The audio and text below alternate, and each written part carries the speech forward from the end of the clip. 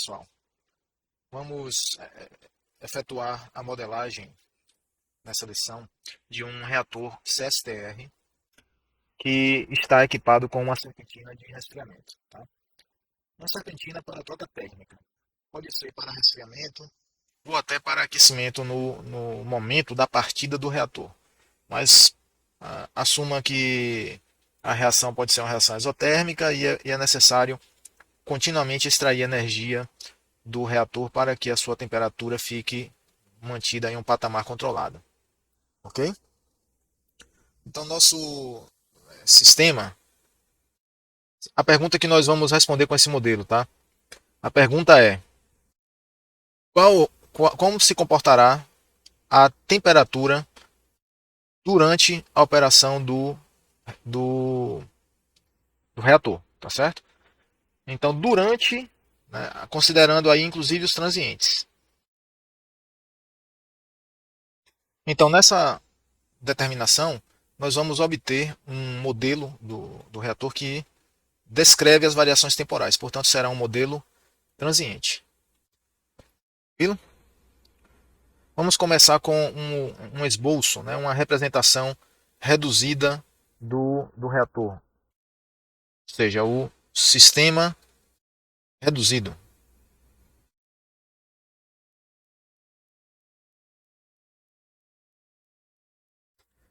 Nada mais é, pessoal, do que um esboço, um sketch do sistema que nós queremos descrever, modelar matematicamente, incluindo apenas as informações relevantes para o meu equacionamento. Então, aqui nós temos um vaso, pode ser fechado, eu poderia até fechar aqui. Haverá um nível nesse reator, tá? Dentro do vaso haverá uma serpentina de troca térmica com uma potência, né, Q. Podemos incluir um sistema de agitação. Afinal de contas, se assumirmos a hipótese de uniformidade espacial das propriedades físicas e propriedades de estado, teremos que ter um bom sistema de agitação, de maneira que essa hipótese seja realista. E na saída, aqui nos efluentes, nós teremos os produtos. Então, os reagentes, a vazão de alimentação aqui será F0, componente A na concentração inicial CA0, essa corrente possui uma massa específica que eu vou chamar de ρ0 e uma temperatura de entrada T0. Na saída, nós teremos uma vazão volumétrica a concentração CA, massa específica ρ e a temperatura de saída T. No interior do reator, nível formado vai corresponder a um certo volume. Nós temos aqui uma massa específica ρ, uma concentração Ca e uma temperatura T. Reparem que eu já estou utilizando aqui, pessoal, Ca na saída e no interior do reator. E T, essa temperatura aqui, na saída, na corrente de saída, como sendo a mesma do interior do reator. Portanto, vocês já perceberam, já estão prevendo aí que vamos assumir a hipótese de mistura perfeita. Tranquilo? Além disso, vamos definir algumas coisas. Algumas outras informações, parâmetros importantes. Seja o calor de reação,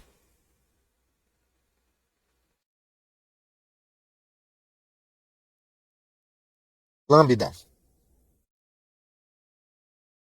Vou chamar de lambda. Ao invés de chamar de ΔH de reação, vou usar simplesmente a letrinha lambda aqui. Medido em joules mol.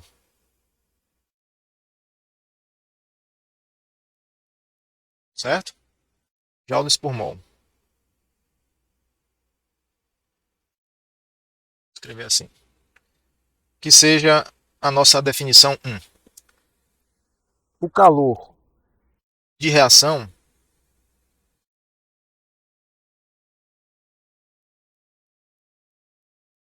dado como Q, vou chamar de QG, igual a lambda VRA.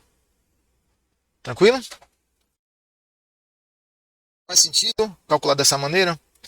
Veja só, a taxa de reação. A taxa de reação pode ser medida, né? E nesse caso aqui vai ser em mols por volume por tempo, tá certo? Então, mols por metro cúbico por segundo, ou mols por litro por segundo, tá? O volume aqui, metro cúbico, e o lambda, joule por mol. Tranquilo? Olha só, efetuando aqui os cancelamentos, vai resultar joule por segundo, ou seja, taxa de energia, né? Joule por segundo, ou watt ou watts, tá? E lembrando, as unidades básicas de todos os termos de uma equação de balanço de energia será a taxa de energia, ou seja, joule por segundo. Portanto, esse termo aqui, que será até incluído no próprio equacionamento como termo de geração, está com as unidades adequadas, né? Veja, pessoal, que eu já vou verificando, né, se o modelo equacionamento possui coerência dimensional já na elaboração, desde o princípio, né? Fazendo isso, eu já previno erros, eu previno a geração de erros.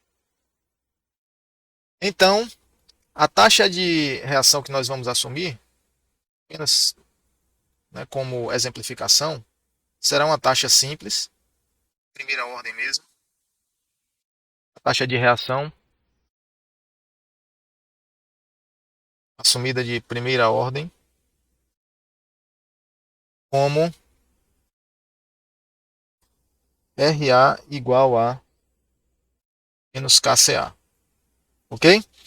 Aqui já é a taxa de componente, tá certo? A taxa de componente. Vamos dizer que a reação possa ser uma reação A dando B. Simplesmente isso. Nós vamos considerar aqui o equacionamento usando, né, aliás, nesse caso não será nem pertinente, porque nós não vamos fazer uma modelagem da concentração, né, que determine a, as concentrações de A e de B. Nós vamos elaborar uma equação que descreve as variações de temperatura, portanto, uma equação que a gente pode chamar de equação de energia do reator, tá certo? Mas, se formos fazer o balanço de componente, essa informação aqui será relevante. Tranquilo? Vou começar definindo a energia total assim.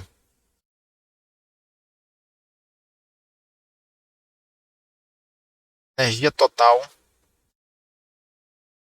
sendo uma variável, né, de estado, eu vou chamar de E. E vou considerar nessa energia total as energias típicas. Energia interna, que eu vou chamar de U, energia cinética, que eu vou chamar de K, e a energia potencial gravitacional, ou seja, decorrente de variações de cota do líquido, né, da posição do líquido, da posição do material no sistema. E essa energia potencial, obviamente, é a potencial gravitacional. Tá? Há outras formas de energia potencial, mas não fazem sentido, né, nesse contexto do problema. Então, U é a energia cinética, K, desculpem, U é a energia interna, K é a energia cinética e Φ a energia potencial gravitacional. Vamos efetuar aqui o nosso modelo, né? Já elaborar aqui no mesmo formato de sempre, né?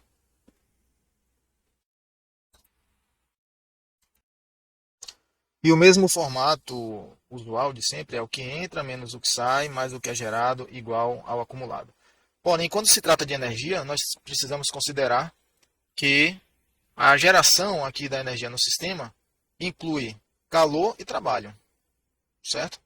Trabalho PV, trabalho de eixo, né? E precisamos incluir também aqui o trabalho de fluxo, né? Que é né? É o trabalho necessário para que o fluido se desloque para dentro do reator e para que o fluido seja removido do reator, certo? Pois bem, qual será a energia total entrando no reator? Nós podemos aqui subir um pouquinho, ó. Podemos ver que se a energia total é energia por unidade de massa, Podemos escrever o termo de entrada de energia aqui no reator.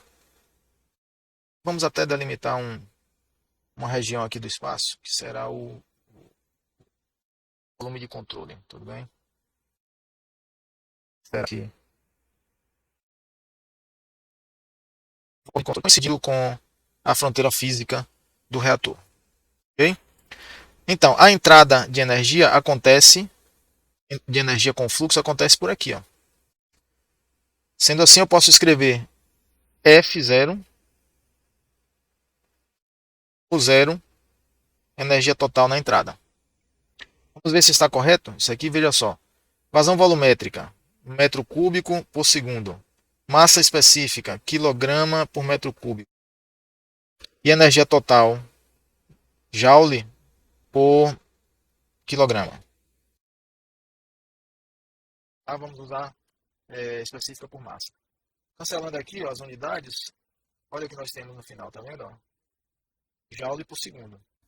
Ou seja, taxa de energia, que é justamente a unidade fundamental de cada termo da equação da energia, né? Da equação de balanço da energia, joule por segundo. Então, está correta essa composição aqui. Vamos fazer aqui a entrada, né? Vamos fazer menos a saída. Menos. Qual vai ser a saída? A saída de energia com a corrente convectiva, né? Ocorre aqui, ó, nesse ponto, no bocal de saída do reator. Então nós temos F ρ vezes a energia na saída.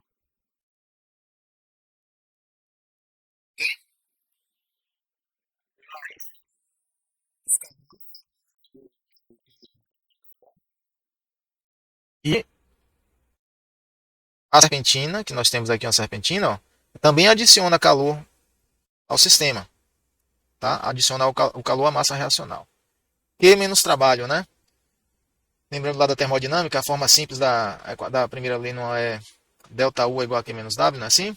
Então Q menos o trabalho. Agora aqui o trabalho é necessário que nós consideremos trabalho de eixo e trabalho contra o ambiente, né, aqui, mais o trabalho de fluxo, FP na saída, menos o trabalho de fluxo realizado para alimentar a corrente de entrada.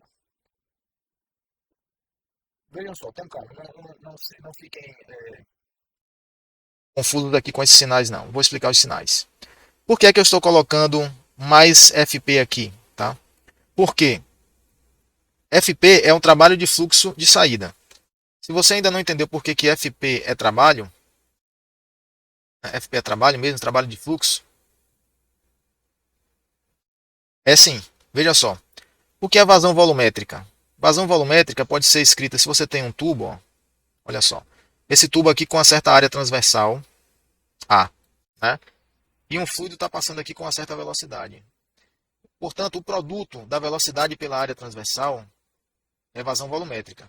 Claro, porque velocidade, digamos, metro por segundo e área metro quadrado, metro vezes metro quadrado vai dar metro cúbico, né, por segundo. Então é vazão volumétrica, tranquilo? Vezes, então, esse F aqui, ó, é isso aqui, tá? VA. Vezes P. Olha só. O que é que nós temos aqui agora? Pressão vezes uma área. Todo mundo sabe que pressão é força sobre área, não é isso? Então, pressão vezes área é força. Portanto, fazendo esse produto aqui, nós temos velocidade vezes a força. Vezes uma força. Né? Essa força é a força que está sendo exercida ao longo do escoamento para empurrar o fluido para frente. Tranquilo?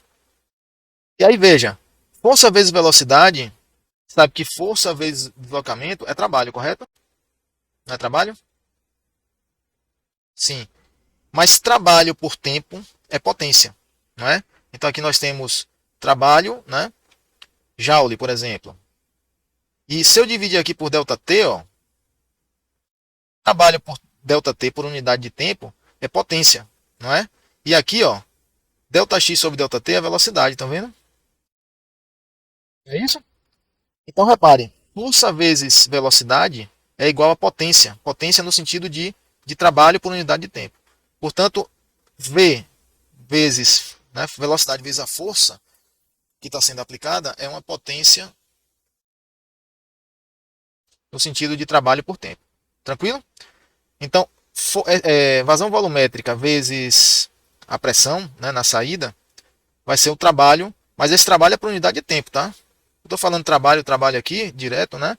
Mas na equação da energia, esse trabalho aqui ó, é trabalho por unidade de tempo. Senão, lembre, as unidades terão que ser todas joule por segundo. Ó. Joule por segundo aqui, joule por segundo aqui, joule por segundo aqui. Aqui também tem que ser joule por segundo. Tá? Então, eu poderia, rigorosamente, eu teria que chamar aqui potência de eixo, potência de fluxo na saída, potência de fluxo na entrada. Tá? Mas, costumeiramente, a gente chama trabalho, né? Se expressa usando a palavra trabalho, mas lembrem, né, que aqui precisa ser trabalho por tempo. Portanto, rigorosamente é uma potência. Tá claro, pessoal? Então, por que é que aqui está positivo e aqui está negativo? Pelo seguinte, o trabalho que vem com a corrente de entrada é um trabalho que está sendo adicionado ao reator. Portanto, está adicionando um conteúdo energético ao CSTR, ao reator. Né? Porque está vindo com essa corrente de entrada aqui, ó. F0 vezes a pressão na entrada, P0. Posso até botar aqui.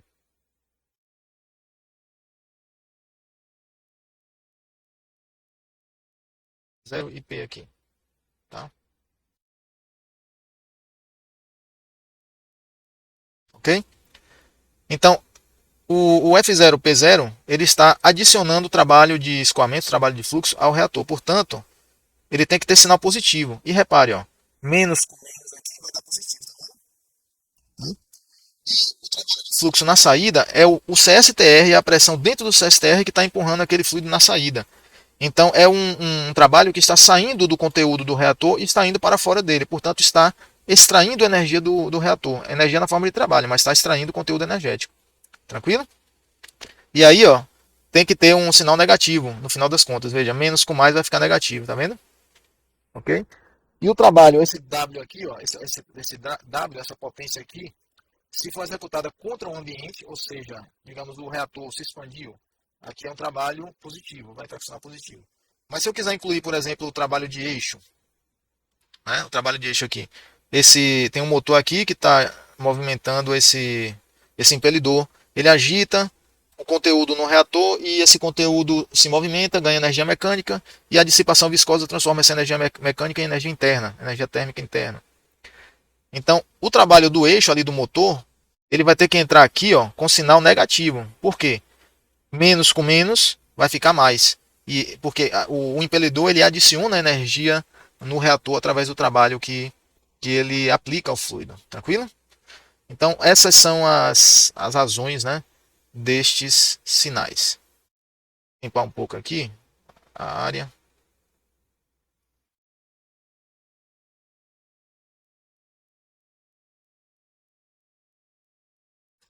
Ok.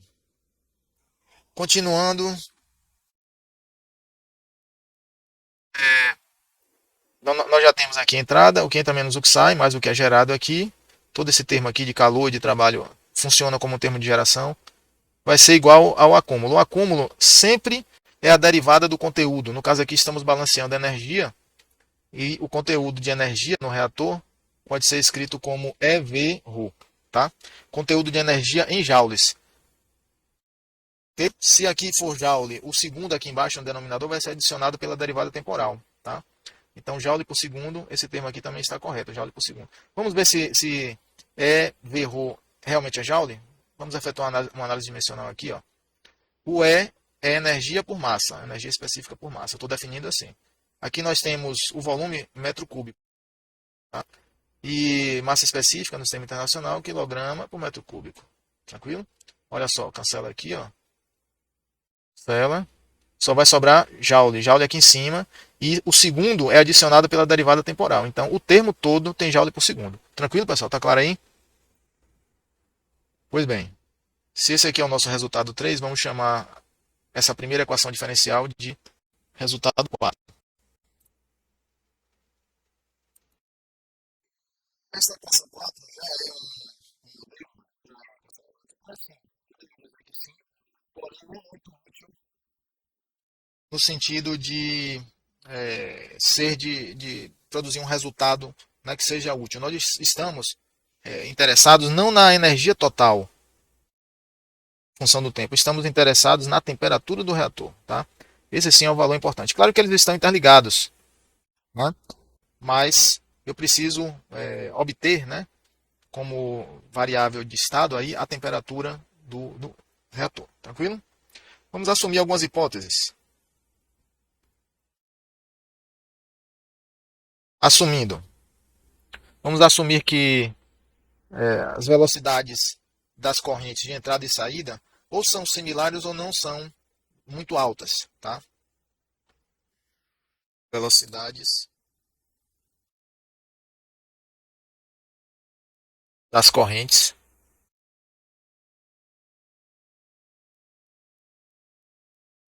de entrada e saída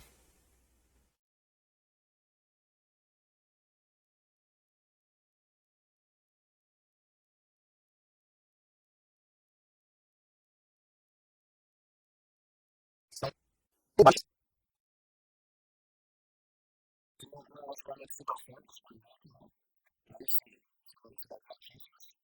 ou similares. Qualquer uma das condições atende ao resultado dessa hipótese, que é o seguinte: valendo essa hipótese, nós podemos dizer que K na saída é aproximadamente igual a K da entrada e podemos considerar nulo no equacionamento. O que vai importar é o delta K, na verdade. Mas considerar nulo vai ter o mesmo efeito de um delta K igual a zero. Okay? Outra hipótese que nós vamos assumir é que a variação de cota é a altura, certo, pessoal? De cota.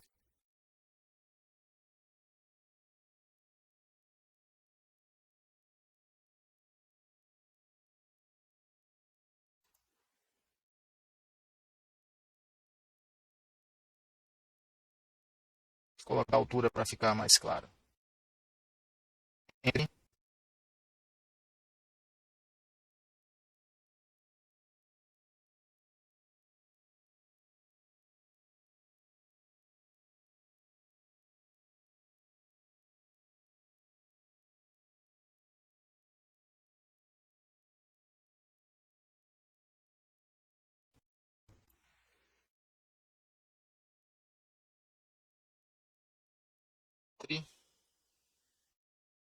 os locais de entrada e saída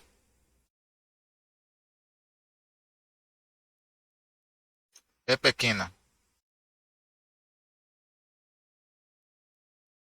Com essa hipótese, pessoal, nós podemos ignorar também a variação de energia potencial. Então, podemos dizer que φ é aproximadamente igual a φ0, que é aproximadamente igual a zero. E aí nós vamos zerar o φ também. A outra hipótese que nós vamos considerar é sobre o trabalho. Vamos ignorar o trabalho de eixo e o trabalho contra o ambiente ou recebido do ambiente, né? Vamos ignorar isso aqui. Sem trabalho de eixo. Trabalho de eixo desprezível. Portanto, W será zero. Bem? Portanto,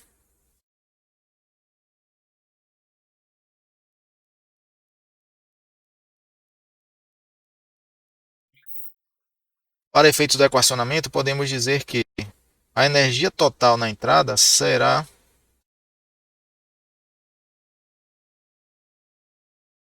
praticamente só energia interna. Ok?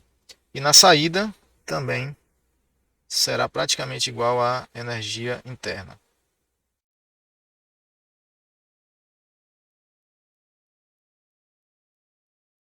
Tranquilo?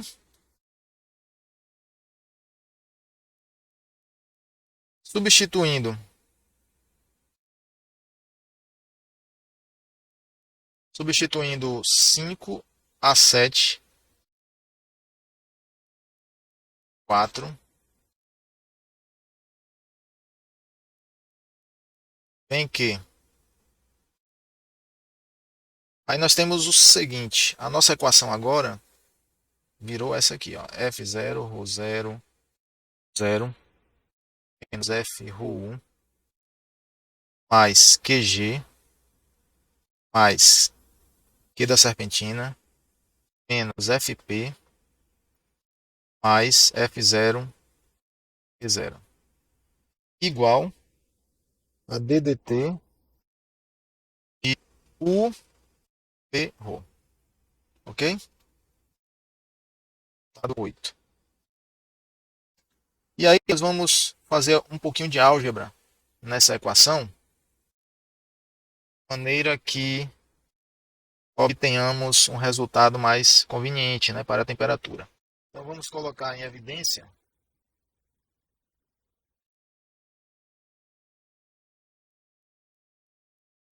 evidenciando F0, ρ0 e F ρ.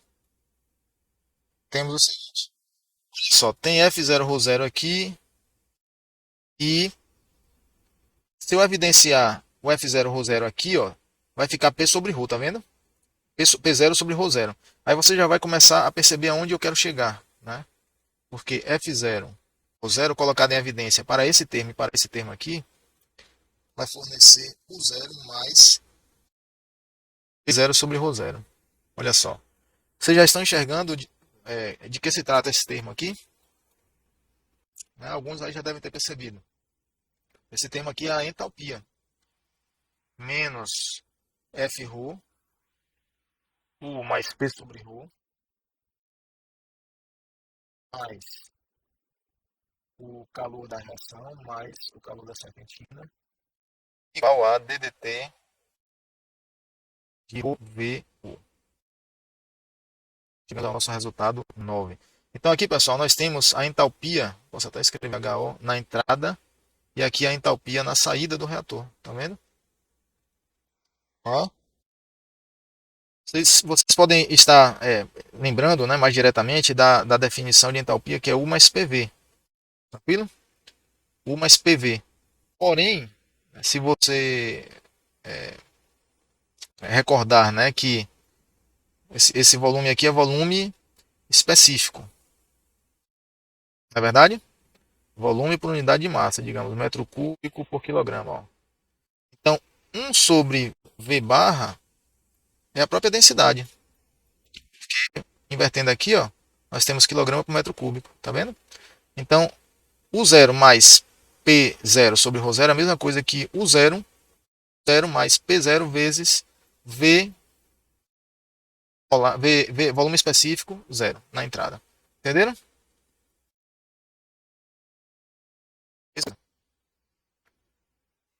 E aí, com esta definição que eu acabei de colocar, com V molar na entrada igual a 1 sobre ρ0 e V molar igual a 1 sobre ρ, então, 9 torna-se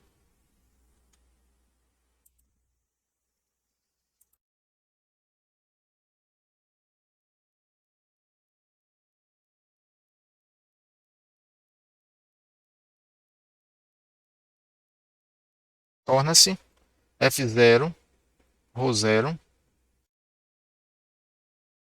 0 mais P0V, volume específico, 0, menos F ρ, vezes U mais PV, específico, mais QG,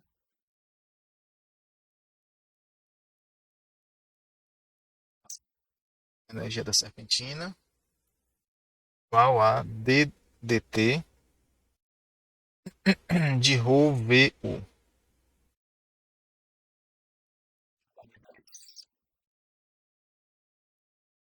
Então, da definição de entalpia,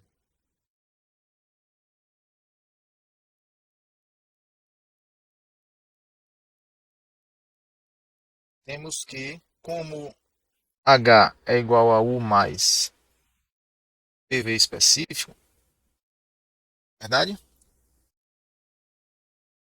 Tem que P de ρVU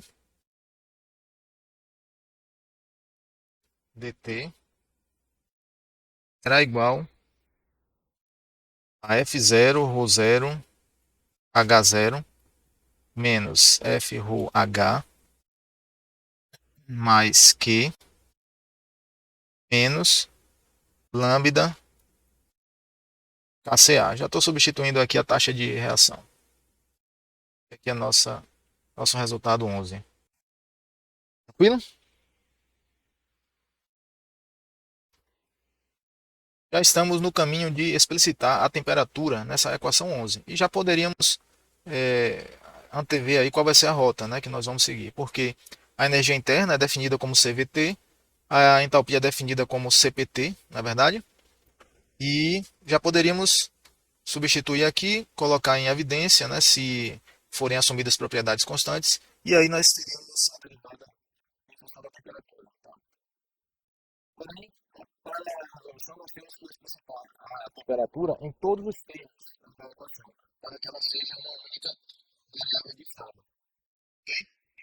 Então, podemos trabalhar com CDT aqui e CPT aqui, ou ainda fazer uma uniformização melhor do modelo, reconhecendo que para sólidas, para transformações envolvendo líquidos e sólidos, termo, pessoal, PV é muito menor do que a energia interna. O delta PV é muito menor do que o delta U, tá certo?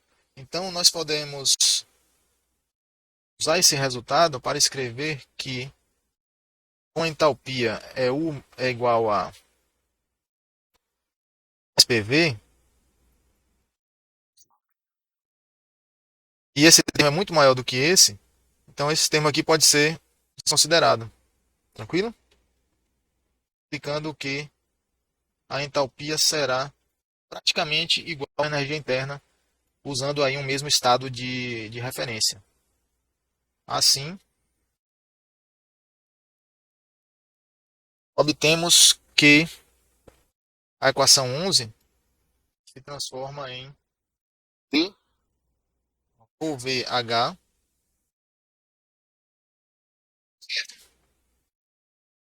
igual a F0, ρ0, H0 menos F ρh Q mais Q menos lambda PKCA. Tá do 12.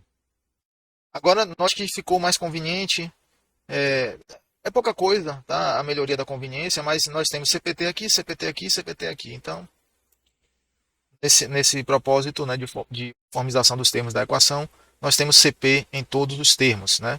Uma vez que a entalpia é uma função, pode ser escrita, né, como uma função de TP e concentrações, tá? Concentrações dos componentes. E o CP é definido como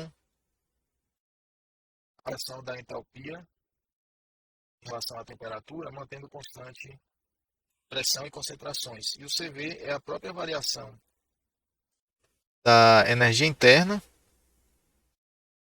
a temperatura, mantendo constante o volume e as concentrações. Não é isso?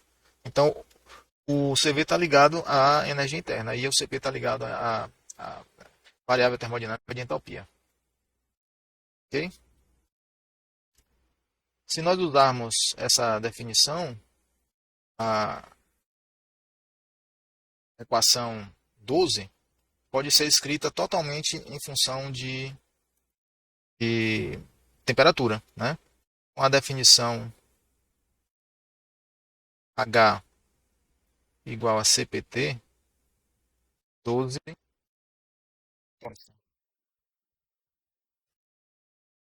torna-se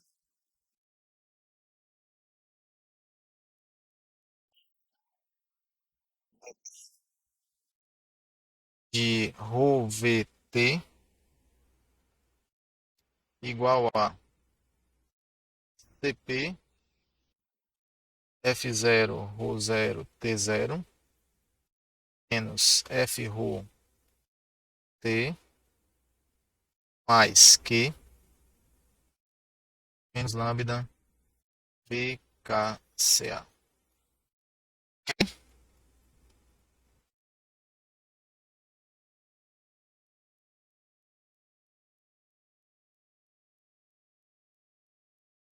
E aqui nós já temos né, um modelo que pode ser já utilizado para calcular a temperatura. Se o nível for mantido constante, pessoal, estamos através de um sistema de uma malha de controle, podemos obter outras versões aí da equação 13, né? Por exemplo, volume constante. Aí nós temos V dρ dt, ou melhor, dρ t dt igual a CPF menos FRT mais que.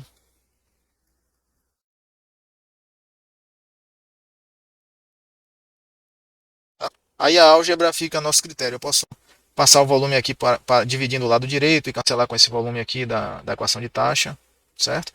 Se for possível assumir outra hipótese de massa específica praticamente constante, aí nós temos uma outra versão do modelo, que é essa aqui.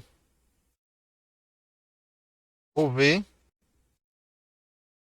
dt CP F0 o 0 T menos F aqui menos lambda EKCA. Resultado 15. Note que a 15 é facilmente resolvida, né? Porque se o volume for um parâmetro constante, eu integro numericamente aqui essa equação, né? Um problema de valor inicial é muito fácil de integrar numericamente, ok? Nessa condição da equação 13, eu precisaria de uma outra equação diferencial para calcular o volume do reator. Uma vez que o volume, se ele for assumido como uma função do tempo, que ele é, eu precisarei aí de uma outra equação diferencial que vai permitir calcular o V de T, que nada mais é do que a equação do balanço global no reator. Tranquilo? E aí, resolvendo a equação do balanço global, que nós já fizemos, né? Já desenvolvemos esse modelo junto com essa equação aqui, nós conseguimos descrever a variação da temperatura ao longo do tempo. P de T. Ok? Até o próximo vídeo, um abraço.